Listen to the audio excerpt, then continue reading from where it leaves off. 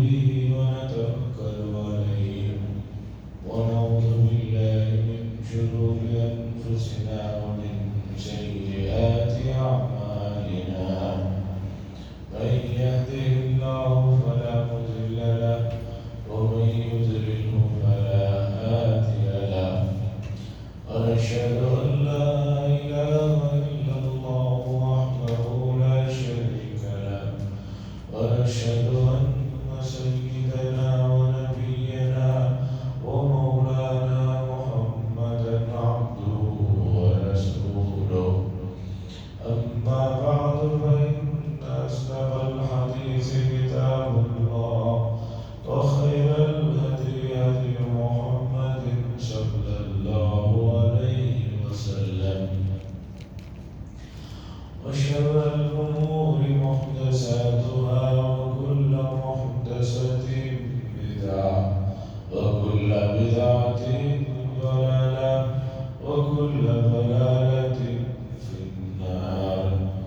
قال الله تبارك وتعالى في القرآن المجيد والفرقان الحميد: يا أيها الذين آمنوا كتب عليكم الصيام كما كتب على الذين من قبلكم لعلكم تتقون.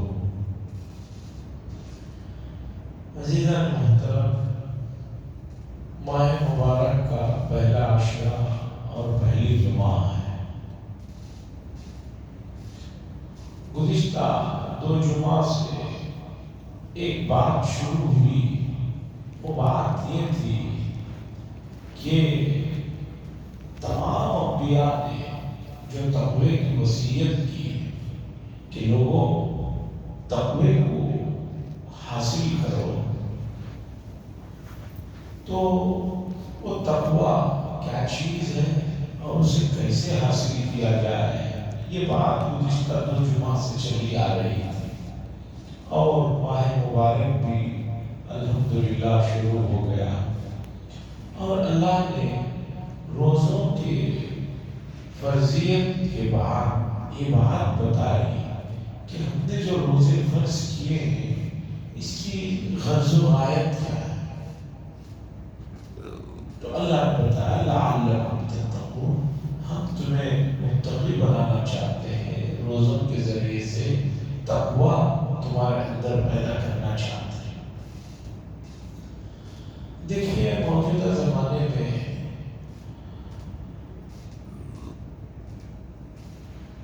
ہر آدمی بہت تیزی میں ہے، ہر آدمی کے پاس وقت کی کمی ہے، جبکہ ہم یہ دیکھتے ہیں کہ گزشتہ زمانوں کے مقابلے میں اس زمانے میں پہلے کے مقابلے میں سہولتیں بہت ہو گئی ہیں. مثال کے طور پر پہلے 100 کلومیٹر کا سفر کئی گھنٹوں میں ہوتا تھا، اب بہت کم وقت میں ہو رہا ہے. پہلے فون پر گفتگو کرنے کے لیے کسی کے گھر میں فون ہوتا تھا، ٹرک کا بک کر کے بیٹھے رہنا پڑتا تھا، تب جا کے وہ پھر لائن لگتی، پھر وہ لگا کے بات کرتا، تب جا کر یہ فون ہوتا. آج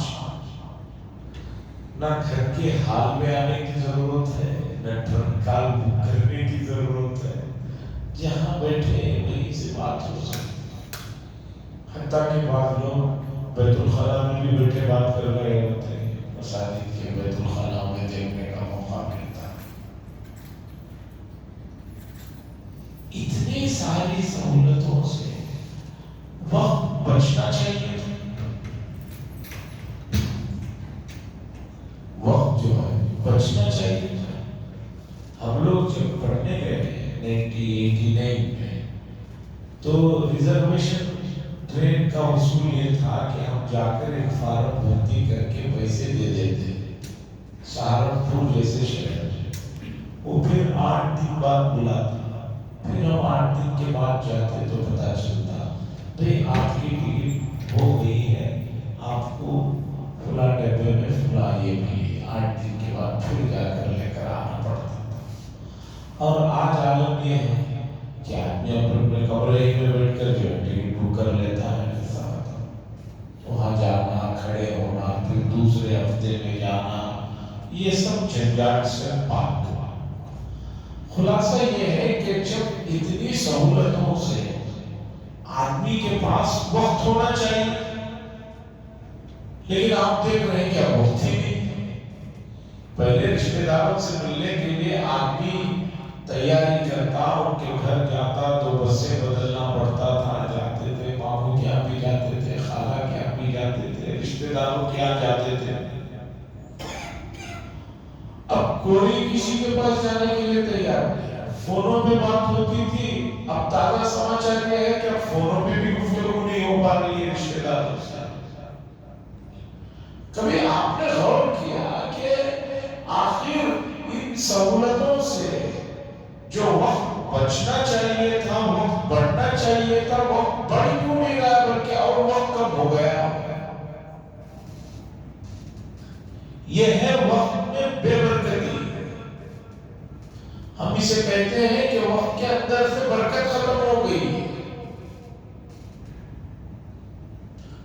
اب اس برکت کے ختم ہونے کا نتیجہ دیکھیے کہ آدمی کے پاس سب کچھ ہے لیکن وقت نہیں ہے۔ اب وقت میں برکت لانا ہے آپ کو، اور آپ کے گھر میں برکت لانا ہے۔ ذرا سوچئے 40-50 سال پہلے ایک مالدار کے گھر میں بھی ایک پنکھا اگر ہے تو سمجھیے کہ بس وہی ایک گھر میں پنکھا ہوتا تھا۔ آج کمرے میں پنکھا ہے، ٹیبل کے پاس ایک پنکھا رکھا ہوا ہے، بلکہ آپ سوتے سوتے بھی جو ہے بجلی بھی چلے جائے تو اس طرح کا جو ہے بیٹری کا پنکھا پکڑ کر آدمی اپنے چہرے کو کرتے رہتا ہے۔ ان سب کے باوجود آدمی کو گھر میں سکون نہیں ہے۔ کھانے پانی کی طرف آ جائے گا، کس کے گھر میں ایسا سسٹم تھا 40-50 سال پہلے کہ روزانہ گوشت پک رہا ہو؟ بڑے بڑے مالداروں کے یہاں بھی جمعہ کا دن تھا اور کبھی منگل کو، اتوار کو مرغی جس دن کسی کے گھر میں پکتی تو آس پاس پڑوسوں کو کچھ نہ کچھ سالن زیادہ تھا۔ باقی مرغیاں ہوتی تھی، ان مرغیوں کا تو پتہ بھی نہیں تھا۔ ویسے بھی اس وقت مرغیوں پہ بیماری بھی آتی ہے، جس کی وجہ سے فارم والے تباہی میں آ گئے۔ ایک مرغی سالن بنتا تھا، 3-4 پڑوسیوں میں تھوڑا تھوڑا سالن جاتا تھا۔ آج کھانے کے علاوہ نارمل جو آدمی کھانے کے بیچ میں جو ناشتہ کرتا ہے اس میں بھی جو ایک سینڈوچ کھا لیا تو مرغی کھا لے رہا ہے، بیف کھا لیا تو بیف کھا لے رہا ہے۔ اتنا کھانے کے باوجود بھی آدمی میں چستی نہیں ہے، آدمی میں سستی ہے۔ آپ دیکھیے کہ پہلے کے لوگوں میں کتنی چستی ہوتی تھی، اب کے لوگوں میں اتنے عجیب عجیب چیزیں کھانے کے باوجود سستی ہے، کاہلی ہے۔ عالم یہ ہے کہ ابھی گرمی شروع نہیں ہوئی، بہت سارے لوگ جو ہے بول رہے ہیں کہ رمضان بڑا گرم محسوس ہو رہا ہے۔ ابھی تو گرمی آئی ہی نہیں، ابھی تک ہم لوگ ٹھنڈ کے دنوں میں چل رہے ہیں بنگلور میں۔ اب اس کے بعد دیکھیے آپ تراویح میں بجلی کا، اے سی کا سب انتظام ہونے کے باوجود 20 رکعت پڑھتے پڑھتے جو ہے کتنے مسائل آ رہے ہیں۔ الحمدللہ ہماری مسجد میں ہر مصلی کے آس پاس پانی رکھا ہوا ہے کہ بھی کوئی مسئلہ نہ پیش آ جائے، کہیں وہ گر نہ جائے۔ اس سب کے باوجود آدمی میں چستی نہیں ہے۔ کھانے کی چیزیں، کس کے گھر میں ایسی چاول ہوتے تھے کہ جس میں کنکی نہ ہو؟ کنکیوں کے ساتھ چاول ہوتے تھے، اور گھروں میں بچے بڑے سب چاولوں کو پکانے سے پہلے چنتے تھے، کنکریاں نکالتے تھے، اب وہ سب سسٹم نہیں ہے، سب ریڈی میڈ ہر چیز جو ہے چنی چنائی بھی مل رہی ہے. اس سب کے باوجود آدمی کمزور ہے. آپ اس طرح دیکھیں گے لائف کی چیزوں میں تو آپ کو پہلے کے مقابلے میں ہر چیز میں کمی کوتاہی کمزوری نظر آ رہی ہے. آپ نے کبھی اس پر غور کیا؟ اور غور کیا ہے تو آپ جس نتیجے پر پہنچے وہ بھی وجہ ہو سکتی ہے. میں یہ نہیں کہہ سکتا کہ بھی آپ جس نتیجے پر پہنچے ہیں وہ رزلٹ صحیح نہیں، وہ بھی ہو سکتا ہے، لیکن اصل جو وجہ ہے، اصل جو رزلٹ ہے وہ ہے برکتوں کا اٹھ جانا. چاہے وقت میں سے برکت اٹھ جائے، رزق میں سے برکت اٹھ جائے، گھر میں سے برکت اٹھ جائے، زندگی میں سے برکت اٹھ جائے، برکتیں اٹھ گئی ہیں. اور افسوس یہ ہے کہ لفظ برکت کا صحیح انگریزی ترجمہ بھی نہیں کر سکتے. اور چونکہ لفظ برکت جو ہے یہ اسلامی تصور ہے تو اس لیے غیر مسلموں کے یہاں اس تصور کے لیے کوئی لفظ بھی نہیں بنایا گیا. جو ملک بھی، جو کمپنی بھی کوئی چیز بناتی ہے تو وہ اس کے لیے لفظ بناتی ہے کہ بھی اس کا نام یہ ہے، کمپیوٹر میں اس کا نام یہ ہے، اس کا نام یہ ہے، اس کا نام یہ ہے. چونکہ انہوں نے بنایا ان کے استعمال کے لیے ہے، اس کا فائدہ اور اس کا سب کچھ انہیں معلوم ہوتا ہے. تو برکت کا جو مفہوم ہے وہ اسلامی تصور ہے. تو اسلامی تصور ہونے کی وجہ سے برکت کا مفہوم اور جو اس کے معنی ہے وہ مسلمان اسے جانتے ہیں. غیر مسلمان کے نظروں میں برکت اور مفہوم میں کوئی چیز نہیں ہوتی. حدیث میں طعام الواحد یکفی الاثنین، ایک آدمی کا کھانا اگر دو آدمی بیٹھ کر مخلص بن کر کھائیں تو دونوں کے لیے کافی ہے ایک آدمی کا کھانا. لیکن دو آدمی بیٹھے، ایک آدمی نے برکت سے بلایا، محبت سے دوسرے آدمی نے جا کر بیٹھا، بسم اللہ پڑھ کر شروع کیا تو دونوں کے لیے کافی ہے. دو آدمیوں کا کھانا تین کے لیے کافی ہے، تینوں کا پیٹ بھرتا ہے. اب ایک آدمی دو آدمیوں کا کھانا کھا رہا ہے پھر بھی کہہ رہا ہے کہ میری پیٹ نہیں بھرا، دل نہیں بھرا. کیا چیز مسنگ ہے؟ یہ ہے برکت. اور برکت یہ کہاں ملتی ہے یہ سمجھنے کی ضرورت ہے. برکت کہاں ملتی ہے؟ ہر چیز جو ہے آپ جو ہے فلپ کارٹ سے اور امیزون سے خرید نہیں سکتے. چونکہ آپ کوئی بھی چیز خریدنی ہو پہلے کی طرح نہیں کہ بھی وہاں جاؤ یہاں جاؤ. اب بچے، چھوٹے چھوٹے بچے چھوٹے چھوٹے شہروں میں ان لوگوں کا جال پہنچ گیا ہے. آپ یہ سمجھتے ہیں کہ ملک آزاد ہو گیا اور انگریز یہاں سے نکل کر چلے گئے، یہ بھی ٹھیک ہے، لیکن وہ جانے کے باوجود بھی کہیں سے بھی بیٹھ کر آپ کو جو ہے جتنا چاہے آپ سے وہ لے رہے ہیں. یہ جتنی بڑی کمپنیاں ہیں ان کمپنیوں کے اصل مالک کون ہے؟ وہ کہاں بیٹھے ہوئے ہیں؟ وہاں بیٹھے ہوئے ہیں. وہاں سے جو ہے آپ کا جو ہے پیسہ ان تک آسانی کے ساتھ پہنچ رہا ہے. بارکر قلم ہے، اصل یوکے کی ہے، وہ قلم یہاں بن رہا ہے، یہاں بک رہا ہے، لیکن منافع کا ایک بڑا حصہ جو ہے یوکے کو جاتا ہے. اور نئی پالیسیاں ایسی بنائی جا رہی ہیں کہ آپ ایک بہت بڑا ہوائی جہاز ہے، جنگی جہاز خریدتے ہیں، اس کی کوئی چیز بگڑ جائے تو وہ چیز آپ یہاں نہیں بنا سکتے، ان سے ہی خریدنا ہوگا اور وہ جو قیمت بولیں گے اسی سے خریدنا ہوگا. تو میں یہ بتانا چاہ رہا ہوں کہ برکت جسے ہم نے آج کھو دیا ہے، جس کے نقصانات آپ کو مل رہے ہیں، زندگی میں مل رہے ہیں، رزق میں مل رہے ہیں، وقت میں مل رہے ہیں، گھروں میں مل رہے ہیں. پہلے لوگ کوئی ایک آدمی 40 سال 30 سال کی عمر میں دلی جا کر آ جاتا تو تذکرہ رہتا تھا کہ نہیں وہ دلی جا کر آئے. آج ہر آدمی سال میں کئی مرتبہ دلی بھی جا کر آ جاتا ہے، دوسری جگہ بھی جا کر آ جاتا ہے. اس سب کے باوجود آدمی کی زندگی میں وہ خوشی و سکون نہیں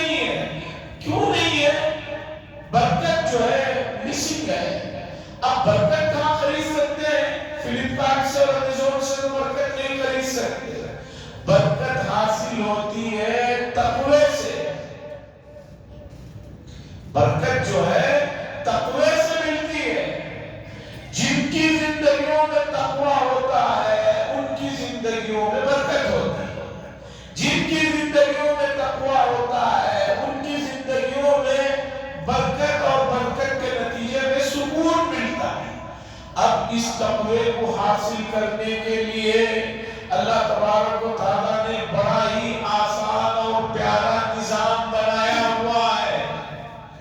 دیکھیے اسلام کو بعض لوگ متعصبانہ چشمہ لگا کر دیکھتے ہیں تو ان کو اسلام میں سختی نظر آتی ہے. خود امت کا ایک بڑا طبقہ اسلام کے احکامات کو جو ہے سختی کی نگاہ سے دیکھتا ہے. یہ صحیح نہیں ہے. اسلام سے زیادہ آسان اور لچکدار کوئی مذہب نہیں ہے روئے زمین پر. ان الدین عند اللہ الاسلام. اللہ فرما رہے ہیں کہ مذہب اور دین تو اللہ کے نزدیک وہ صرف اسلام ہے. چونکہ اللہ تبارک و تعالیٰ نے انسانوں کو پیدا فرمایا تو انسانوں کی جو ضرورتیں ہیں، ان کی جو خواہشیں ہیں، ان کی جو حاجتیں ہیں، ان کی جو سوچ ہے وہ اللہ سے بہتر کون جان سکتا ہے. ایک مشین کو بنانے والے کو معلوم ہے اسے کار کو کب آئل ڈالنا ہے، کتنا آئل ڈالنا ہے، کتنے کلومیٹر کے بعد اس کی کیا چیز تبدیل کرنی ہے. یہ آپ مانتے ہیں کہ کمپنی نے کہا ہے تو کمپنی والے ایسے تو غلط نہیں کہہ سکتے. تو آپ سمجھیے کہ آپ اللہ تبارک و تعالیٰ کی پیدا کردہ مخلوق ہے. اللہ کے جو نام ہے ان ناموں میں ایک نام ہے رب. یا رب یا رب ہم بات کرتے رہتے ہیں. یہ اللہ کا صفاتی نام ہے. اللہ کے جیسے 99 صفاتی نام ہے اس طرح رب یہ اللہ کا نام ہے. رب کے معنی ہے کسی چیز کو عدم سے وجود میں لانا. ایک چیز نہیں تھی اسے وجود میں لانا. دوسرا رب کہتے ہیں کہ اس چیز کو وجود میں لانے کے بعد آہستہ آہستہ اس چیز کی تربیت کرنا اور اس کو کمال تک پہنچانا. ماں کے پیٹ سے بچے کی پیدائش کے مرحلوں پر آپ غور کیجئے. پھر دنیا میں آنے کے بعد بچے کی پرورش پر اور اس کے عمر پر غور کیجئے. آپ کو رب تبارک و تعالیٰ کی صفات کا جو ہے مظہر نظر آتا ہے کہ کس طرح اللہ تبارک و تعالیٰ ایک بچے کی جو ہے آہستہ آہستہ پرورش کرتے ہیں. تو عزیزان گرامی، برکت جو ہماری زندگیوں میں مس ہو گئی ہے اسے ہم اگر حاصل کرنا چاہتے ہیں اور ضرور کرنا چاہیے. کیوں؟ ایک آدمی صبح سے شام تک دوڑ دھوپ کر رہا ہے، صبح سے شام تک محنت کر رہا ہے، رات میں محنت کر رہا ہے، دن میں محنت کر رہا ہے اور ہر وقت فکر مند ہے. یہ سب کیوں کر رہا ہے؟ وہ چاہتا ہے کہ جتنی زندگی دنیا میں ملی ہے وہ میں سکون سے گزاروں. آدمی سوچتا ہے میرا یہ پروجیکٹ ہو گیا تو میں انشاءاللہ جو ہے کامیاب ہو جاؤں گا. وہ پروجیکٹ ہو جاتا ہے لیکن پتہ چلتا ہے کہ پھر وہ کسی چیز کی تلاش میں ہے. وہ دراصل سکون کی تلاش میں ہے، برکت کی تلاش میں ہے اور برکت تقوی میں ملتی ہے. اور تقوی کو حاصل کرنے کے لیے اللہ تبارک و تعالیٰ نے جو نظام بنایا وہ بڑا پیارا نظام بنایا. اللہ نے فرمایا زندگیوں میں تقوی لانا چاہتے ہو، دو بڑے کام ہیں جسے تم بڑے کہو جسے اہم کہو. دو کام. پہلا کام یہ ہے کہ جو بھی کام کرو اس میں یہ دیکھ لو کہ اللہ نے یہ کام کو ایسے کرنے کے لیے کہا ہے یا ایسا نہ کرنے کے لیے کہا ہے. اگر اللہ نے جیسے کہا ہے اس طریقے پر کر لو گے اور اللہ نے جس طرح چھوڑنے کے لیے کہا ہے اس طرح چھوڑ دو گے تقوی والے بن جاؤ گے.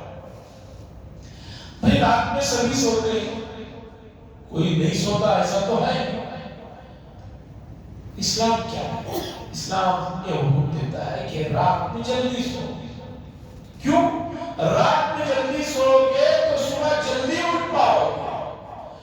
اب آپ اللہ کے حکم کے مطابق رات میں جلدی سوئیے، صبح جلدی اٹھیے.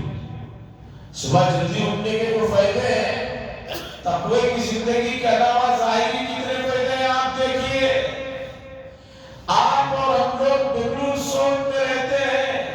آج کل تو سحری اٹھ رہے ہیں، سحری کو اٹھنے کے بعد، سحری کرنے کے بعد یا سحری سے پہلے ذرا 10 منٹ اپنے اطراف کے پڑوس کے محلوں میں چل پھر کر دیکھ لیجئے کہ آپ کے ملک کی برادران وطن کس وقت میں اٹھ رہے ہیں، کس وقت میں وہ لوگ جاگ رہے ہیں.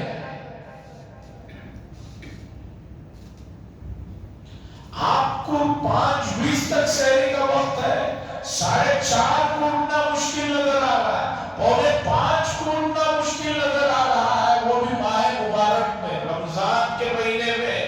برادران وطن کے اطراف کے محلوں میں جا کر سروے کیجئے، آپ کو پتا چلے گا 4 بجے کے بعد ہی وہ آپ کو راستوں میں جو ہے واکنگ کرتے ہوئے مل رہے ہیں.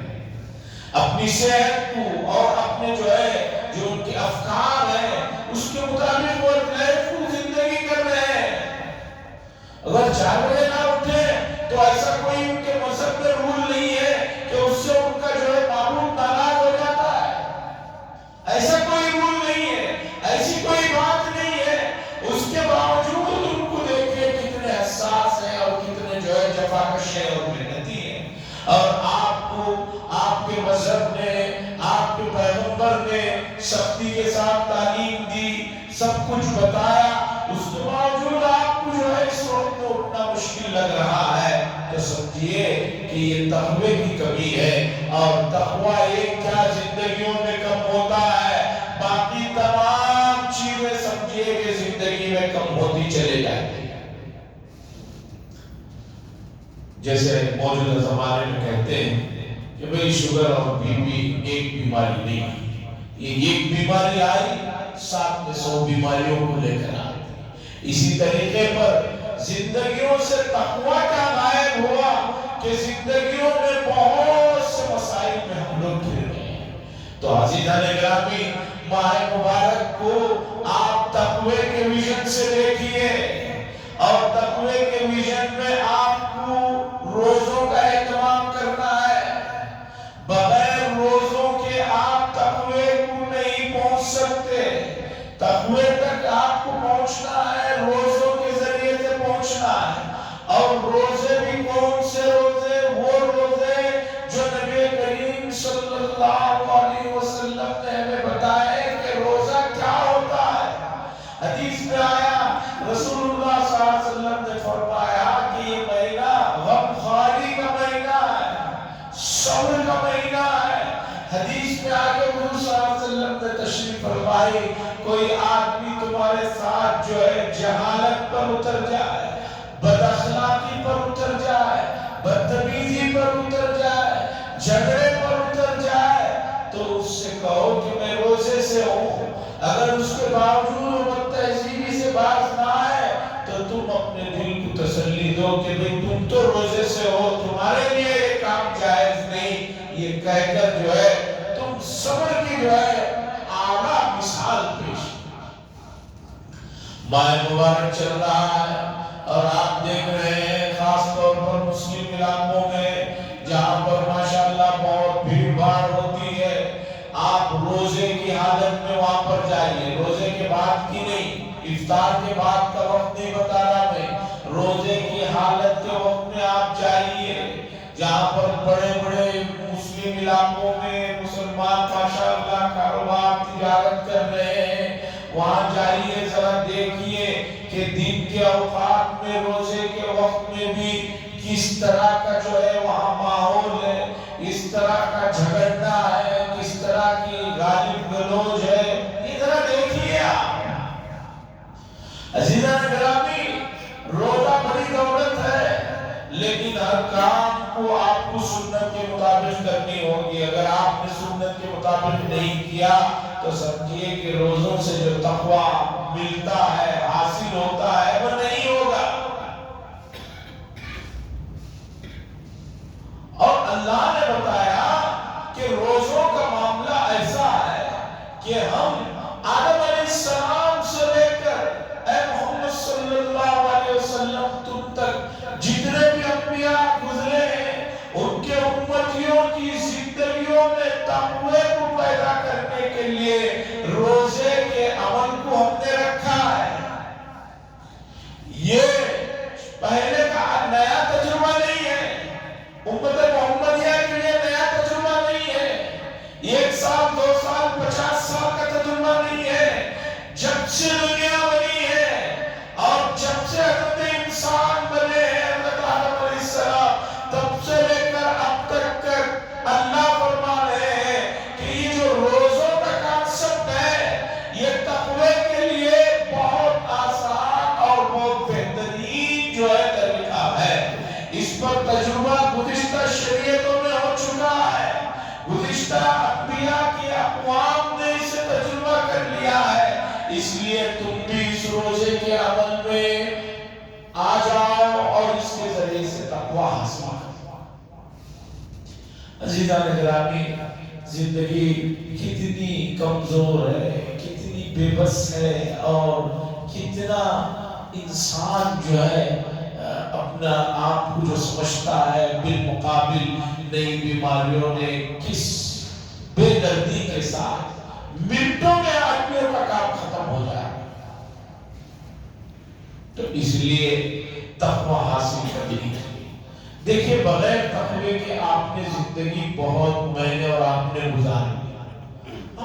جب ہم قرآن پر ایمان رکھتے ہیں، رسول اللہ صلی اللہ علیہ وسلم کو اپنا نبی مانتے ہیں اور آپ سے بے انتہا محبت کرتے ہیں اور صحابہ کو آئیڈیل مانتے ہیں، بھائی زندگی 50 سال، کسی کی 40 سال 30 سال گزر گئی۔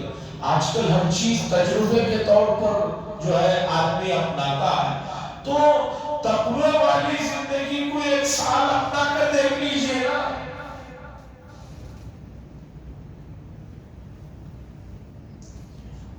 1 سال بہت بول دیا، آپ 1 مہینہ ماہ مبارک کا تقوی والی زندگی کو اپنا لیجئے، تجربہ کر لیجئے۔ آپ کو اندازہ لگ جائے گا کہ تقوی والی زندگی کے مزے ہی کچھ اور ہیں۔ عزیزان گرامی، جیسے محسوس چیزوں کی لذت ہم محسوس کرتے ہیں زبان پر رکھ کر، جسم کو گرمی لگتی ہے تو جسم محسوس کرتا ہے، ٹھنڈک ہو رہی ہے تو جسم کو جو ہے ٹھنڈک لگ رہی ہے۔ یقین مانیے اس جسم کے اندر ایک چیز رہتی ہے، روح۔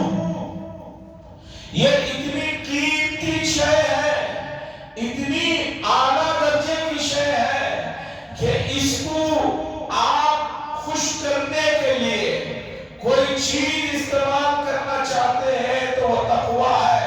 آپ تقوی کو اپنا کر دیکھیے، آپ کی روح کتنی خوش ہو جائے گی، اور روح کے خوش ہونے سے آپ اپنے اندر کس طرح کی تبدیلی محسوس کریں گے، آپ اپنے جسم میں اس کے کیا اثرات محسوس کرنے لگیں گے۔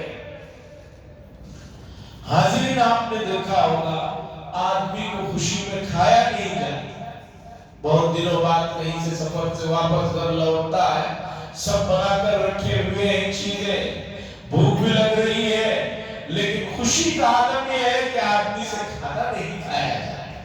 غم میں آدمی ہے، کھانا نہیں کھایا جا رہا ہے، حالانکہ بھوک لگی ہوئی ہے، کھانا نہیں کھایا جا رہا ہے۔ یہ غم اور خوشی کسے محسوس ہو رہی ہے؟ یہ دراصل روح کا معاملہ ہے، جسم کا معاملہ نہیں ہے۔ جسم تو ٹیمپرری چیز ہے، گھٹتے رہتا ہے، بڑھتے رہتا ہے، اور اسے بیماریاں بھی لگتی رہتی ہیں، ہم محسوس کرتے ہیں۔ ہم بات کر رہے ہیں روح کی۔ آپ حضرات اور ہم سب لوگ اس 1 مہینے کو تقوی والی زندگی کے طور پر، تقوی والی زندگی کے انداز میں جی کر دیکھیے، تجربہ کر لیجئے۔ کہ تقوی کی زندگی کے کیا فائدے ہیں، کیا برکتیں ہیں، کیا مزہ ہے اور کیا خوشی ہے، آپ محسوس کریں۔ بہت سے لوگ سمجھتے ہیں کہ میں تو تقوی والا ہوں، رمضان میں روزے رکھتا ہوں، تراویح بھی پڑھ لیتا ہوں، 10-20 پڑھ لیتا ہوں، 2-4 نمازیں بھی پڑھ لے رہا ہوں رمضان میں۔ ارے بھائی، صرف آپ نے اتنی ہی چیزوں کو یہ سمجھ رکھا ہے کہ یہ پورے تقوی کی چیز ہے، باقی میں آپ آزاد ہیں، تو آپ نے ماہ مبارک کو صحیح سمجھا نہیں ہے۔ ماہ مبارک کو سمجھیے، تقوی کو حاصل کرنے کا اس سے آسان نسخہ کہیں کسی شریعت میں آپ کو نہیں ملے گا۔ روزہ آپ رکھ رہے ہیں تو صرف بھوکا رہنے کا نام نہیں ہے، آپ کو استحضار ہونا چاہیے، آپ کے دل و دماغ میں اللہ کو ناراض کرنے والی چیزوں سے بچنے کا جذبہ اور اس کی جو ہے چاہت ہونی چاہیے۔ آپ روزہ بھی ہیں، اللہ کو ناپسندیدہ چیزوں پر بھی عمل کر رہے ہیں، آپ کہیں گے کہ ایسا تو کچھ نہیں کر رہے ہیں۔ مثال کے طور پر ماہ مبارک کے شروع میں بھی میں نے عرض کیا، ماہ مبارک میں مسجدوں میں مسجدیں بھری رہتی ہیں، ذرا سلیقے کے قرینے کے کپڑے پہن کر آؤ۔ لوگ ایسے کپڑے پہن کر آ رہے ہیں کہ رکوع سجدے میں جا رہے ہیں، ان کا جسم پیچھے کا نظر آ رہا ہے، ان کی نماز ہی نہیں ہو رہی ہے۔ رمضان میں آ رہے ہیں، ہاتھوں میں گلوں میں روزہ رکھے ہیں، ایک موٹی موٹی چاندی کی، لوہے کی، پیتل کی، سونے کی، سب چیزوں کا درجہ یہ کہ حرام میں ڈال رکھے۔ روزے کی حالت میں بھی آدمی گناہ سے باز آنے کے لیے تیار نہیں ہے، تو غیر رمضان میں کیا گناہوں سے بچے گا؟ بھئی تقوی کی زندگی کے فائدے دیکھنا چاہتے ہیں تو متقی بن کر دیکھیں گے نا۔ ایک آدمی یسی کے باہر والے حصے میں کھڑا ہے، اب آپ اس سے کہہ رہے ہیں کہ یہاں بہت ٹھنڈا ہے، بڑا سکون ہے، آپ اس سے کہہ رہے ہیں کہ بھئی وہاں سے تم نہیں محسوس کرو گے، ایک ہی تو دروازہ ہے، لیکن دروازے کی ادھر آ جاؤ تمہیں پتا چلے گا اس کی لذت کیا ہے۔ تو اسی طرح اس مبارک مہینے کا جو اصل مشن ہے کہ وہ پوری زندگی میں تقوی کو کس طرح زندگی میں لانا ہے، اور آسان نسخہ ہے۔ آدمی جب روزہ رکھ کر بھوک بھاک برداشت کر سکتا ہے تو دوسرے جو اطاعت ہے، دوسرے جو چیزیں ہیں ان کو بھی اپنا سکتا ہے۔ اس لیے گزارش ہے ماہ مبارک کو صحیح انداز میں سنت کے مطابق گزاریے، اور گھروں میں بھی اس چیز کی جو ہے اس چیز کی وصیت کیجیے، نصیحت کیجیے۔ تھوڑا سا تقوی اندر زندگیوں میں آ جائے گا، اس کے بعد کی زندگیوں کی جو لذتیں اور اس کے جو مزے ہیں وہ آپ کو محسوس ہوں گے۔ اللہ سے دعا فرمائے اللہ تبارک و تعالی حقیقی معنوں میں تقوی والے اعمال کرنے کی ہمیں توفیق نصیب فرمائے۔ وآخر دعوانا الحمدللہ رب العالمین۔